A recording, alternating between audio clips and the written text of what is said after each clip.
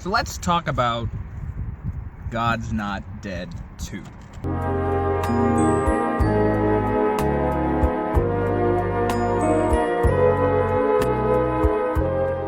Okay, so here we are.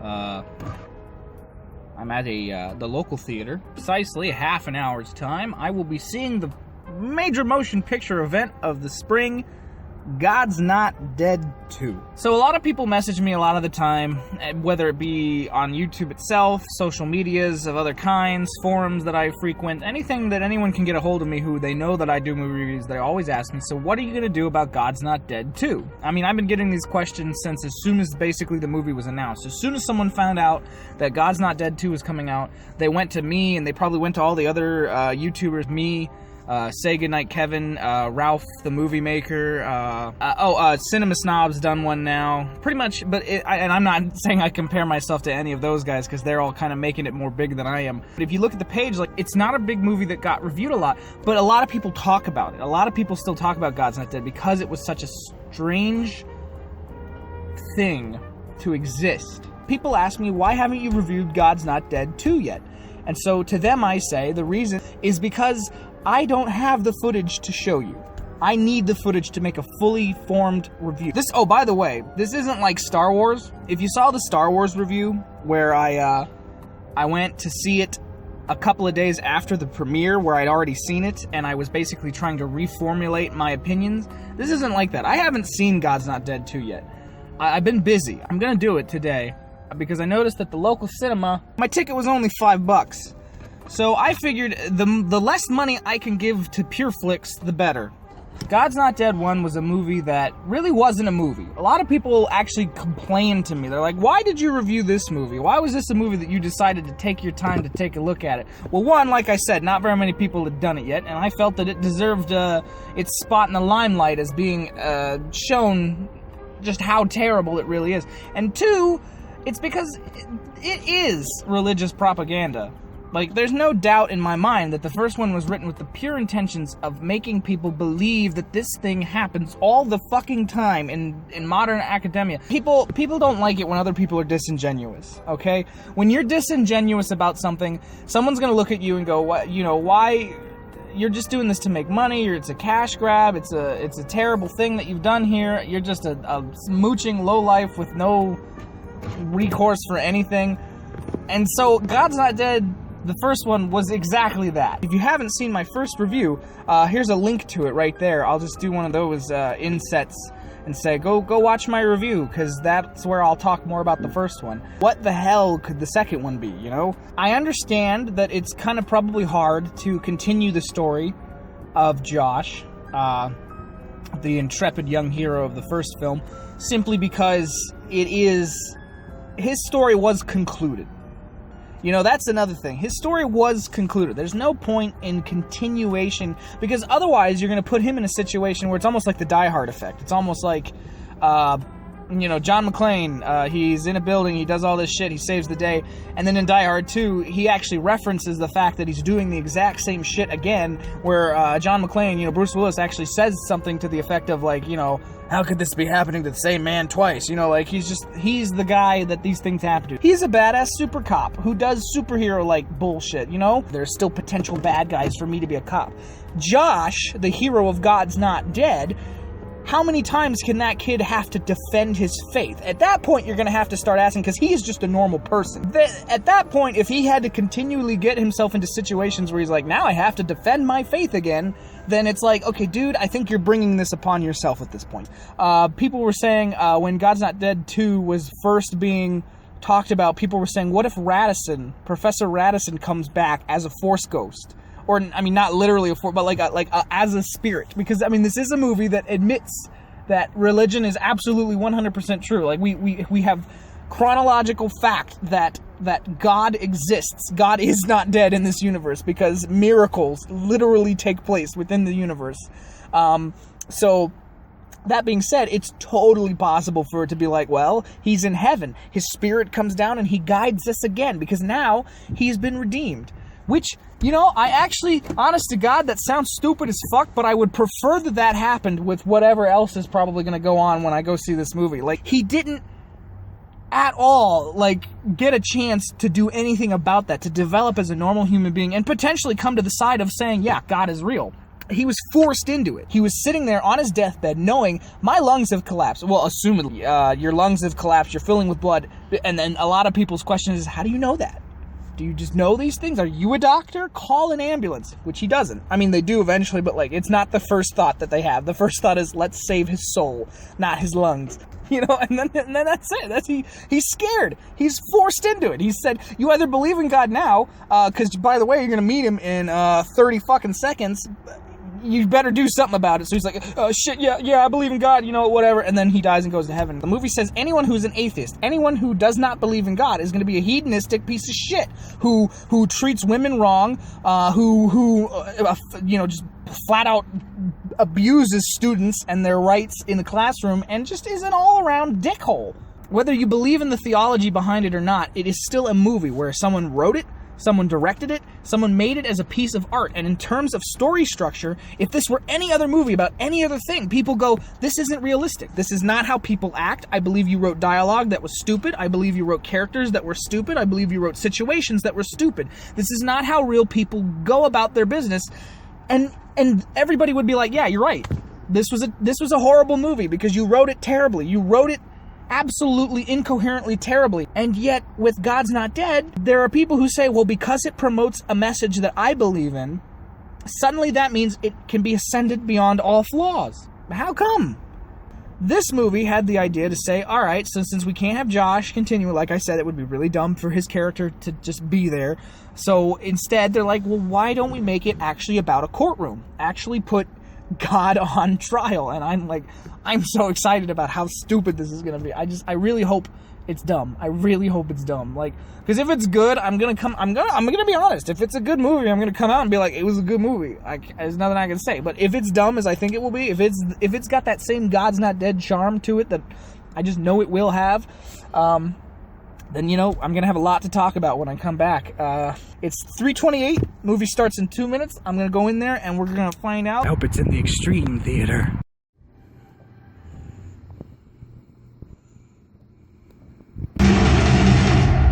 First to finish, last to die. Okay, so let's talk about God's Not Dead 2. First off the bat, let's describe something that I thought was at least there's so much to talk about. I hope I can get it all in one. I might not even have to edit this part. This part, I might leave everything I say in just because I want to say so much. The film wasn't actually that terrible, at least when compared to the first one. So don't think I'm suddenly complimenting this film.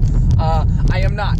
Do not confuse me for that. What I am saying is that compared to God's Not Dead 1, God's Not Dead 2 is far more competent a production. It has a lot more production value. You can tell that the budget was probably way higher than it was before. And so therefore, as a movie, like purely on a technical standard, it was a well-produced, relatively well shot. Most of the shots were pretty boring, but you can tell there was some movement added to them, which I don't really remember happening in the first movie. It seemed like they tried to do more dollying, a little more pan and tilt versus just static back and forth, over the shoulder. It felt more momentum was there, which was good. That's on a technical standard. The writing, on an actual level as a film, the writing was the god-awfulest piece of shit I think I have ever bared witness to on film. And I say that with a true and sustainable way. It was awful. It was terrible.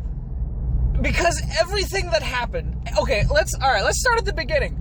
A, God's Not Dead 2. No, okay, let's even go further back. The trailers. I get into the theater, right?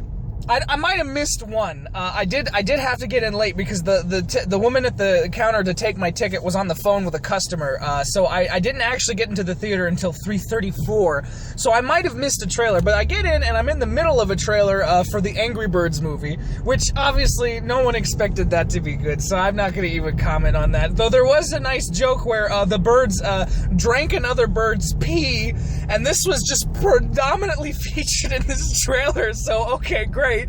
So this is how I know I'm going in for a good start, because fucking God's Not Dead 2 is preceded by a trailer to the Angry Birds movie. Okay, so we get through that nonsense, and then we get to a trailer for it's called 9 Lives. It's Kevin Spacey doing the voice acting for a cat because he's been trapped in the body of a cat by, I'm assuming, based on the trailer, by, I'm sorry, this is good. He was trapped. I have so many things to look forward to now because I'm going to review all of them. I just know it. He's trapped in the body of a cat by Christopher Walken. So, like, immediately I'm like, is this a Click sequel? Because it, honest to God, feels like a spiritual sequel to the Adam Sandler movie Click. Christopher Walken plays this god character who puts Kevin Spacey, the stuffy businessman, into the body of a cat as punishment. Oh, this is gonna be great. This is gonna be amazing. Then there was a trailer for, I'm assuming, like the 6th, I think, maybe? I don't know how many Ice Age movies there have been at this point, but I think it's the 6th. It might even be the 7th. So the 6th or 7th Ice Age movie is coming out, which is, I mean, I probably won't review that one. If I do review that one, it will literally be because I want to do a retrospective of all of them, which I know is torture because I don't know why I like to do retrospectives. When I did it with Star Wars, it fucking killed me, but whatever. I'll do a retrospective of the Ice Age series because, I don't know, I watched the first one. I remember the first one being kind of good, but I was also probably like 10 when that one came out, so, you know, who knows. Okay, so Ice Age 6, 7, whatever, that's fine. They called it a trilogy. I don't know why, because I know that there have been more than 3 Ice Age movies. So I guess what I'm coming to the understanding is that Ice Age 1 through 3, that was the first trilogy, and now they have a second trilogy. So it's kind of like the whole Star Wars saga. So it's the Ice Age saga. So that's great. And then then there was a trailer for the new Ben-Hur remake. Why are they remaking Ben-Hur? I don't know. Fine, whatever. They're gonna do it anyway. It's fucking Hollywood. But the best part is Ben-Hur, right? I don't know if you've seen Ben-Hur, but if you're a film person like I am, Ben-Hur is one of those. It's one of the classic religious epics, and yeah, it's a religious movie with a lot of religious, themes and all that stuff. And then Jesus is technically in the movie, though I don't believe his face is ever shown, and that's fine. That's another thing. So before anyone tries to accuse me of hating this movie because I'm not a Christian, I enjoy Ben-Hur very much. Ben-Hur is a great movie, and it uses its religion just as part of the story. It is not the only reason for the story to exist. So the Ben-Hur remake trailer, I actually got a little bit of footage of it, so I'll show you that. I know that's probably, I don't think that is illegal, because a trailer, I could probably also go look it up online real quick if I wanted to, so I'm not spoiling anything by filming the trailer. Plus, I only filmed like 20 seconds of it, and then I put my phone away. Though I did take notes of this movie, by the way. I took notes because I wanted to have those initial reactions, because later on, and maybe, I don't know, 3 or 4 months from now, when it finally comes out on DVD and Blu-ray, I am definitely going to take a look at this movie in its entirety and its complete capacity, just like I did God's Not Dead 1, because holy shit, how can I not? There's so much to talk about. I don't even think I'm going to get it all done in this video. I'm talking to you about the trailers, but I want you to know that was how I started this experience, and it was important. So anyway, so I'm seeing this trailer. The trailer for Ben-Hur looks terrible, because Ben-Hur, they turned it into this fucking action epic movie, which, I was trying to say, is like, I don't know if you've seen the original Ben-Hur, but Ben-Hur is actually a pretty quiet, there's a lot of those epic, grandiose moments, but in terms of actual filmmaking, it's a quiet drama. It implores that old style of filmmaking where they still weren't entirely sure Like, they thought, okay, maybe if we make a film and it's kind of like a play. I mean, it was the 60s. They kind of had more of the cinematic things that we know now, but it was still like, for something like this, they're like, well, you gotta it's kind of subdued. The whole thing was subdued. Ben-Hur is a subdued religious story where they don't even show Jesus' face because it's about Ben-Hur the slave learning about Jesus and faith. I mean, he's a Hebrew and all that stuff. Whatever. Ben-Hur, it's the same in the vein of the Ten Commandments. You know, if you've ever seen the Ten Commandments with Charlton Heston or Ben-Hur, they're basically the same movie, just about different things. Whatever. Point is, they made it into an action epic movie that looks on par with, like, the likes of Clash of the Titans remake, or you know, like I almost expected it, and I think they even said it at the end of the trailer. I don't remember, but I swear to God, I think it's coming out in 3D. Ben-Hur in 3D IMAX. Like, is that really something that, like, really? Like, a movie that is, like, studied and is considered part of the film canon of American cinema, and you're gonna make it a movie where it's like, see it in 3D and IMAX, oh, Ben-Hur! Like, what the fuck, Hollywood? What the absolute fuck? Okay, so, and then there was a Pure Flix movie trailer, something, I don't know, they didn't really say much in the trailer. I think it was actually a teaser that was only attached to this because it was a Pure Flix movie that I was watching. Fine, whatever. So moving on. So the movie starts. We actually start the movie. Okay. Okay, so I guess I gotta do a plot summary. If you haven't seen the plot summary already, or if you're not aware of what's happening, Sabrina the Teenage Witch plays a teacher who works in a high school. Oh, the movie starts. I guess that's where I should start before I finish the synopsis, because this is how the movie starts. The movie starts almost identically to God's Not Dead 1. In such that we get a nice montage of all of our characters, whom I don't believe there are as many. I think that they took, obviously not my advice, but I think they took some critics' advice when people saw the first one and they said, you know what, there are too many fucking people to try and follow all of their storylines, also none of them connect. That's something they did fix. They lessened the characters so that there's clearly not as many people to follow, which is good, and then they found, albeit contrived, I'm not saying these were good reasons, but they did find reasons for why all of these characters are interconnected. Their stories actually meet and do things and interact with each other, and their stories have consequences in the real plot. Not all of them. The Chinese guy from the first movie, he does reprise his role. He comes back. His story, nothing to do with anything. He does interact with the main plot, yes, but he has nothing to do with it. What he does, his events and his what he presents is inconsequential to the actual court case. However, Reverend Dave, and I remembered Reverend Dave's name, but I still don't remember the black guy's name. I'm so sorry. They might have said it, I didn't hear it. I think they just assumed you remembered it from the first movie, but whatever. Reverend Dave and other guy, he is important. He actually plays a part in the court case. For a second, he is actually the 12th juror on the court case, which is explained away, by the way, because he's doing this thing where he's like listening to he's gotten jury duty. He's telling whatever of the other pastoral biracial pastoral bromance. He's telling him, I don't. Oh, that's another thing. Just a quick aside for that. I like the line that Reverend Dave gives when he asks him why he's there, because he just walks in. Like, there's no lead up to it. There's no call. There's no, hey, by the way, I'm going to be in the States again. He just kind of shows up, and Reverend Dave literally says, oh, how'd you get here? Like, okay, I guess you're addressing all of the problems that the movie has for me. That's great. Thank you. Please do that. I don't know what's happening if you don't tell me these things, if the characters don't explain these things to me. Oh, and then, of course, there's also a lot of exposition given entirely through dialogue. Like, for example, the one of the teenagers who's in the class of Sabrina the Teenage Witch, she goes to home, and her brother is dead, I guess. See, there's so much to cover. That's the thing. I'm gonna have to do a review. I'm gonna have to do a full-fledged goddamn review of this movie. But anyway, let me continue then. So her parents are like, they talk to her and they're just like, oh my God, you're a junior now. It's time to step up your game. You're not doing so well in school, and it's assumed it's because your brother died. Like, they actually, beside the part where they say, oh, it's because her brother died, that's the only part they show. They show us that the bros died because she's sitting in his room, all of his stuff is packed up and ready to be donated. Okay, cool. Visual storytelling. Holy shit, why couldn't you have done that for the rest of it? Why didn't we see in the opening that she was, we saw her, she was there, and but none of it was focused on she's a high school student and she's not doing well. She's, all we ever see her do is that when she's in class and they're playing like a trivia game to study for the next test, is that she's sitting there like this, like, oh, I don't want to pay attention. Like, what the fuck?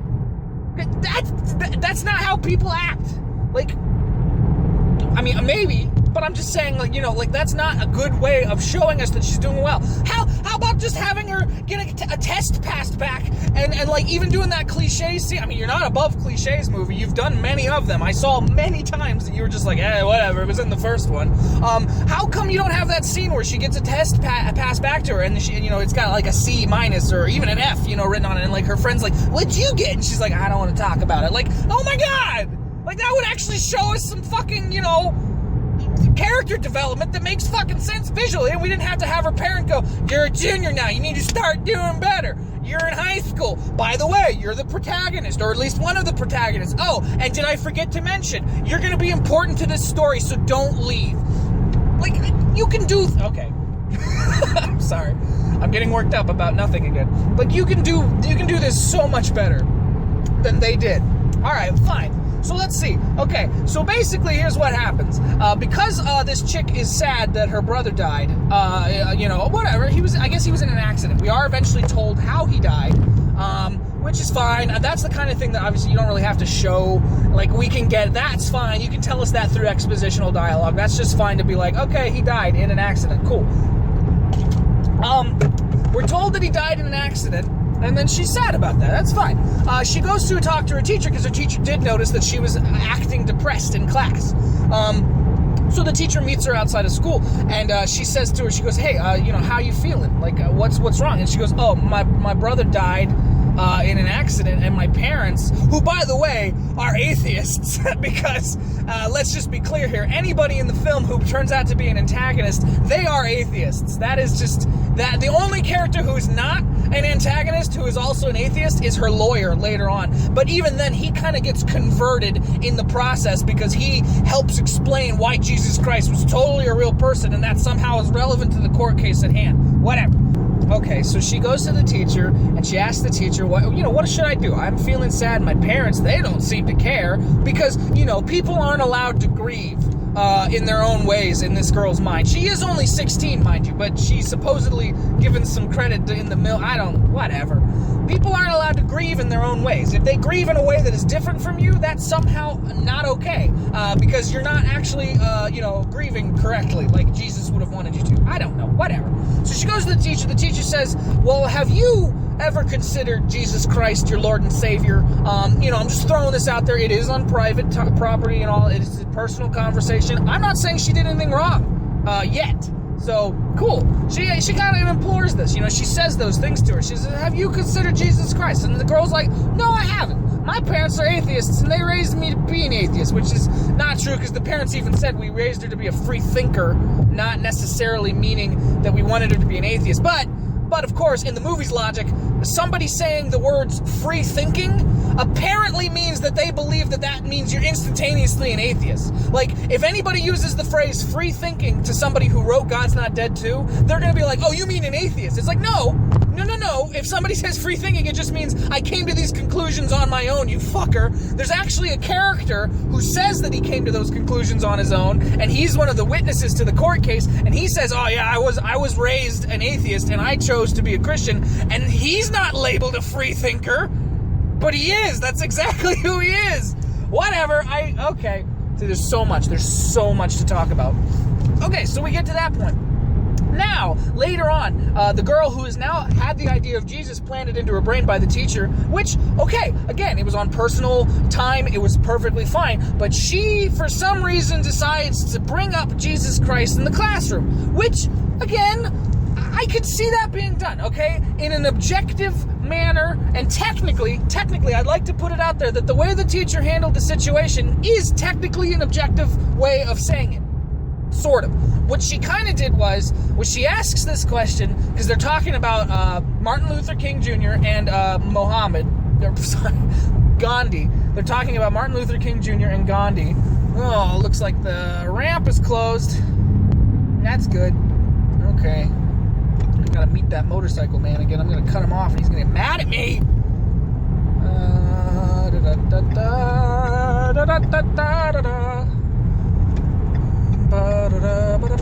Okay, sorry. Had to do some highway stuff. Okay, so she's planted this idea and she decides to ask this question, to which the teacher answers respectfully, pretty objectively. She says, we're talking about Martin Luther King Jr. and Gandhi, who both believed in nonviolence. It's that age-old revisionist version of these two people. Martin Luther King Jr. was clearly just all he believed in was nonviolence and never being violent. He wasn't Malcolm X, but he certainly wasn't this saintly fellow that everyone likes to believe that he was. But that's not what this movie is about. Gandhi also was a racist, by the way.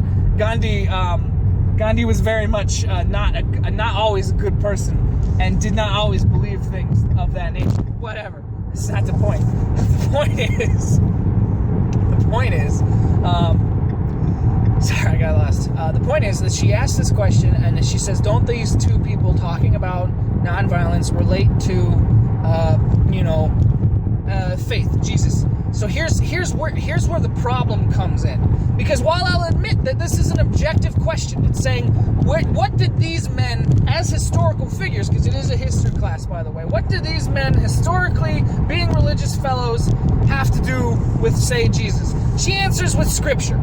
That's where you start getting into a little bit of rocky territory. She answers with full-fledged Scripture, not just, this is what so-and-so said, and that relates to how Jesus said it, look at the same words they might have used. No. She goes full-fledged, boom, boom, boom, quoting the Bible, just verbatim from her memory. Which is fine, cool, I guess.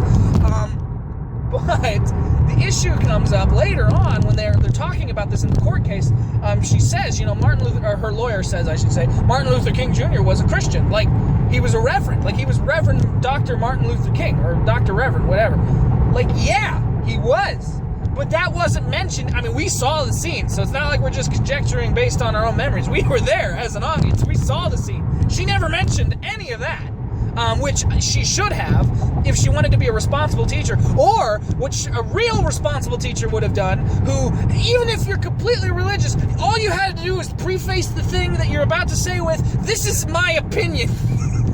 All you have to do in order to prevent these things from happening is just say, in my opinion, not trying to proselyte here, not trying to preach to you here, but in my opinion, such and such thing is this, and I believe that that's how Gandhi would have responded, or that's how Reverend King would have responded, and that's all I'm going to say on that. We're not going to talk about Jesus because that gets into a little bit of iffy territory. And that's all you had to do to finish it, but no! She's a goddamn good old Christian buddy, so she's got to say her 2 cents, and she's got to quote Bible scriptures. I don't know anybody who knows that much Bible memorized except pastors. Okay? I'm sure there are people out there. I'm not saying that they aren't. But, she was, verbatim, no stopping, no questioning herself, no hesitation, just, here's the Bible shit that I know. Okay, so clearly you have some bias against this whole thing. And the question I would have asked, and the question I still ask while I was watching this movie is, how might the public have reacted if she had brought up, instead of Jesus, the Prophet Muhammad? I don't know. I'm throwing this out there. How might the Christian majority of whom exists in the United States might have reacted if the teacher had said something to the effect of, well, I believe what Prophet Muhammad would have said about this is much in relation to Dr. Reverend King and Gandhi.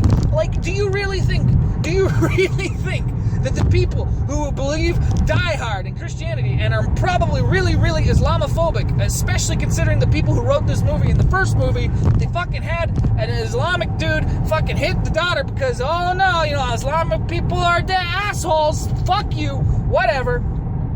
Do you really expect me to believe, for truth, that they would just accept this and say, oh, they have a right to preach their religion?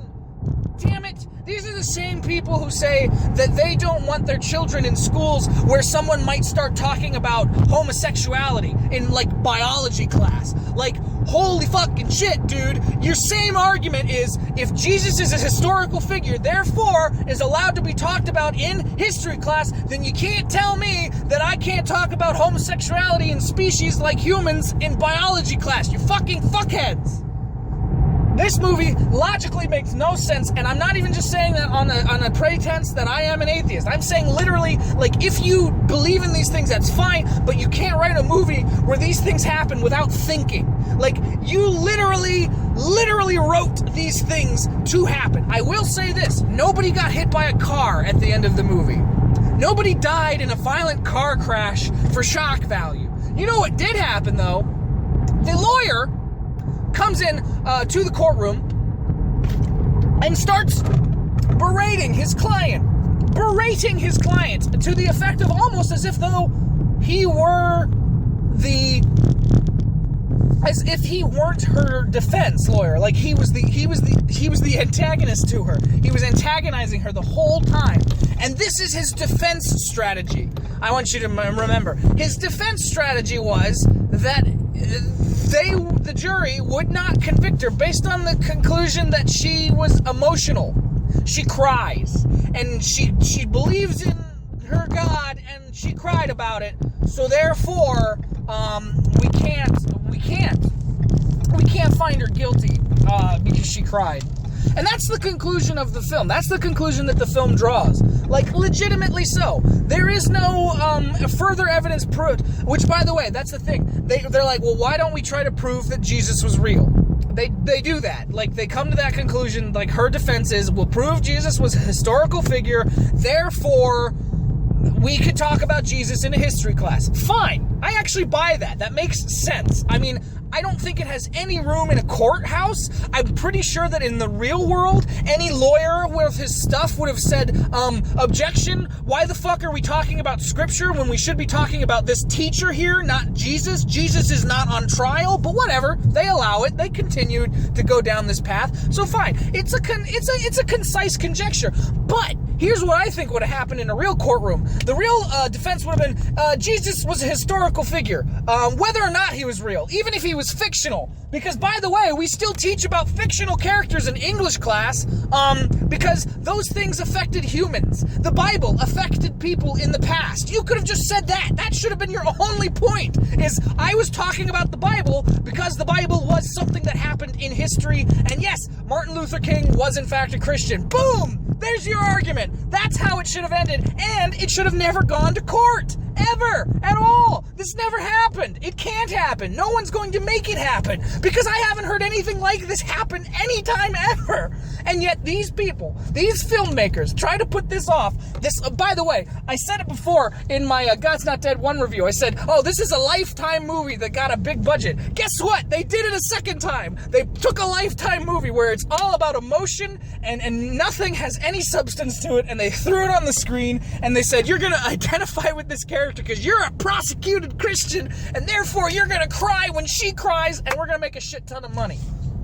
They made, I don't know how much they made, but they wanted to make a shit ton of money. And don't anybody tell me that they made this movie for any other reason besides financial, because if that's your argument, you're done, son. You're done. And I have been talking for almost an hour now, because including the half an hour that I spent before I saw the movie and the half an hour I spent after the movie. So I'm going to try and give you some closing regarding Marks here, because I am now home and I can then edit this.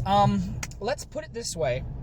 God's Not Dead 2 did so many things wrong that even the things that it did right compared to God's Not Dead 1 don't really matter, because even though they added a lot of good things, they then also added a lot more bad things. So it still drags it down. I'd say if I had to give this movie a rating, let's see. I did enjoy some of it. I'm not saying it was all entirely bad, and at the end I did actually feel something. Mostly because Melissa Joan Hart's character, when she cried, I felt bad for her because why all of a sudden her lawyer just fucking shit on her, and she had no... I mean, I knew what he was doing. I was like, oh, okay, he's gonna make her cry, and the jury's gonna be like, well, we can't convict her, she cried. Like, whatever. But I felt bad for her.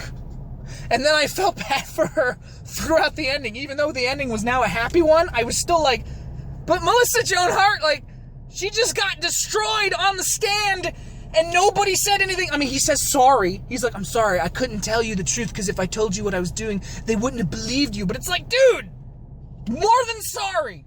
I don't think she ever wants to speak to you again. You fuck. You fuckhead. Go home. Fuck you. I give this movie 2 fuck yous out of 10.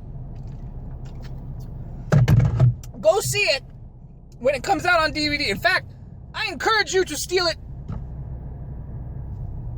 I don't want these people to make any money, because, by the way, and this is also a spoiler, I'm going to label this as spoilers. One more thing. I'll talk about all of this in a very extensive actual review, but for right now, I can pick this up now because I'm not driving. There was a stinger scene at the end of the movie. If you stayed post-credits, there was a scene, much like a Marvel movie. Sadly, Samuel L. Jackson didn't show up, which would have been fun. I would have actually enjoyed that if they had done something stupid like that, like, I'm here to talk to you about the Bible initiative or something. But what they did was, there was a scene that I actually thought they had forgotten the plot thread to. I was like sitting there going, wait a second, they forgot this thing. One part during the movie is that Reverend Dave, as a juror, which I don't know how legal this is, because he's talking to a bunch of other pastors about, like, he's like, oh, I can't talk about the case, but it's like, I guess you're right, I don't know, whatever. But he's talking to these other groups of pastors, and they somehow get subpoenaed. I guess their church does, or I don't fucking know what happened, really. It didn't make any sense. I was just too dumbfoundedly confounded by this whole entire situation. But they basically, they're getting subpoenaed, and they're supposed to submit their transcripts of their sermons in the past however many days. For whatever reason, I don't remember or care. So most of them do it, except him, and the reason he does it is because of his own convictions, because I guess they say something about, oh, now the government's gonna tell us how we can and can't preach. Like, there must have been some reason. There had to be some goddamn reason. But anyway, so if you wait until the end of the credits, as soon as the credits are done rolling, you see Pastor Dave, he goes back into the church, and he's like, okay, cool, I'm here, I'm home, I'm done, and suddenly the cops show up, and they arrest him. They goddamn arrest him. He gets arrested at the end of the movie, which is dumb, because now people seeing God's Not Dead 3. In the theater I was in, it was nothing but old people, and all of them left. All of them left and did not see this scene. It was only me, and the only reason I stayed was because I was still typing. I wrote notes for this whole thing, and I see this scene, so that means all these people who saw God's Not Dead 2 are not gonna be, they're gonna be like, God's Not Dead 3, okay, I'm gonna go see it, and they're gonna see it and be like, what? When did Pastor Dave get arrested? Like, how did this happen? So anyway, the point is, he gets arrested. They put him in a cop car, and he drives off, and fucking the black guy, I can't remember his fucking name, he's there with the Chinese guy, who I also can't remember his name, because, if you're not white, they don't really characterize you enough to be worthy of being remembered, their names. Basically, he just drives away, and they're both just like, shit, what do we do? And he's like, the same thing we always do, we pray. And it's just like, you're like, okay, I get it. So that's the setup for God's Not Dead 3. Pastor Dave is in jail, and now he has to defend himself or something. I don't care. I'm gonna go see it, sure, but I don't care. Why would I care? Why did this need to be 3 movies now? Why? God's Not Dead 1, fine. It was dumb, it was stupid, and then it was concluded, and it was done. This is not something that needs to keep happening, because this isn't something that keeps happening. Because, by the way, they follow the setup almost identical to the first movie. The only difference being that now, instead of in front of a classroom, they're now, talking in front of a courtroom, which is stupid, because the whole thing would have been easier if she had just said, all right, I'm sorry, I fucked up, and then had been done with it. And sure, that makes more sense than the whole, Josh's thing, which is because his thing could have ended very easily if he had just approached somebody in the administration or faculty, whatever. But like Josh's whole thing was he could have just fucking crossed his fingers. Like I said, it wasn't. So this is her job and this is her, religious thing. And she's like, I don't want to lie in front of God. And it's like, fine, I get that. But I don't know. Don't you think God would be forgiving of this? Don't you think that God might say to you, I wanted to save my job and not have to go through this lengthy courtroom? Because, by the way, if God, you are omnipresent and everything happens for a reason, you're the one who put me in this situation. So I think it'll be okay if I just say, I'm sorry, I won't talk about Jesus in the classroom again. You're not denying the existence of God. You're not denying the fact that you believe in Jesus. You're just going to say, I won't talk about Jesus in a classroom again. And that would have been the end of it. They would have put one note in her file, and that would have been it. It would have been a disciplinary note, and it would have gone in her file, and it would have said she got a slap on the wrist, and then everybody got to go home, and nothing would have happened. But instead, she's just like, nope, can't do it. Can't fucking do it. And then God's Not Dead 3 is now happening. So there you go. There you go. Look forward in a couple of months when I get to finally actually show you all of this stuff, because for those of you who aren't going to go see it, I don't blame you. Wait for my review, because oh boy, it's going to be good. I have a feeling it's going to reach God's Not Dead 1 levels. And also, every movie I saw a trailer for is going to probably get reviewed at some point, because holy shit. Holy fucking shit. I want to see Kevin Spacey be a cat. The end. God's Not Dead 2. 2 fuck yous out of 10.